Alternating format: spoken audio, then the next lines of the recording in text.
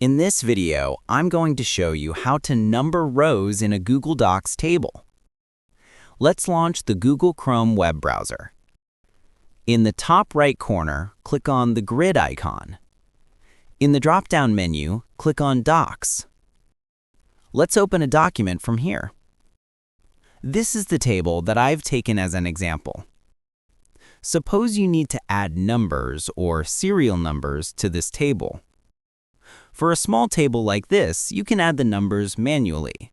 But in real life, these tables can be huge, and adding numbers to them manually can take a lot of time and energy. But you can do this within a few seconds. First, select the column where you want to add the numbers. In the top menu, click on the Numbered List option.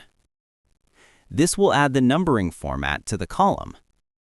But the numbers are all the same.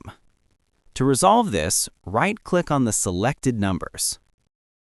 In the pop-up menu, click on Continue Previous Numbering. Here, you can see that we have successfully added serial numbers to the table. By following these steps, you can add serial numbers to a Google Docs table easily. Feel free to reach out if you encounter any issues during the process. If this video helps you out, please leave a like and subscribe. Comment below if you have any questions. If you need further assistance, consider hiring a professional using the link in this video below.